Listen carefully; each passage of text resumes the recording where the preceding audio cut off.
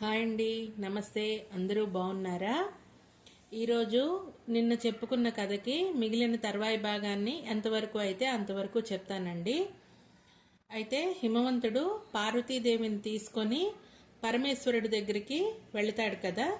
అప్పుడు హిమవంతుడు పరమేశ్వరుడితో ఈ విధంగా మాట్లాడతాడండి. స్వామి, ఈమె నా పుత్రిక పార్వతి. తమకు సేవ చేసుకోవడానికి నియోగించడానికి తీసుకొని వచ్చాను. ఈమె మీ తపస్సుకి తగిన ద్రవ్యాలని ప్రతిరోజు సమకూరుస్తుంది. అందుకు అనుమతిని ఇవ్వండి అని చెప్పి హిమవంతుడు పరమేశ్వరుణ్ణి అడుగుతాడండి.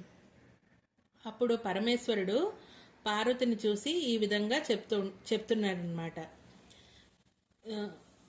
పార్వతి, ఈ ఈ చిన్న వయసులో నీకింత కష్టం ఎందుకు?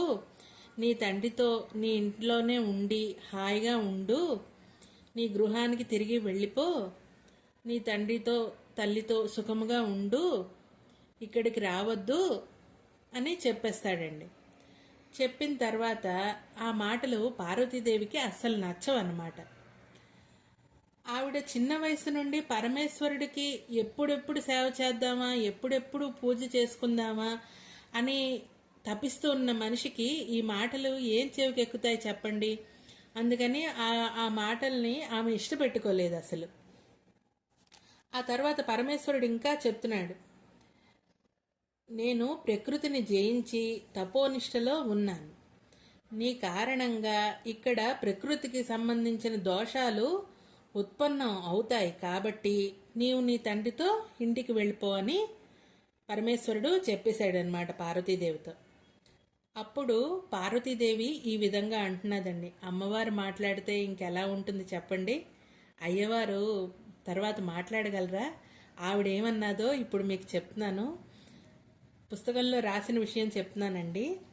అప్పుడు పార్వతీదేవి క్రీగంట పరమేశ్వరుని చూస్తూ, స్వామి, మీరు ప్రకృతిని జయించేమన్నారు కదా, మరి ప్రకృతిని జయించిన వారికి నా సాన్నిధ్యం వలన కొత్తగా కలిగే భయం ఏమిటి అని ప్రశ్నించిందండి ఆవిడ. ఆ మాటలకి పరమేశ్వరుడు సంతుష్టుడయ్యి నీ సమయస్ఫూర్తిని ప్రశంసనీయమని ఆమెను పరిపరి విధాలా కొనియాడి తన సేవా సాన్నిధ్యానికి అంగీకరిస్తారు పరమేశ్వరుడు. తర్వాత హిమవంతుణ్ణి తన ఇంటికి వెళ్ళడానికి అనుమతిని కూడా ఇస్తాడనమాట. అయితే పార్వతి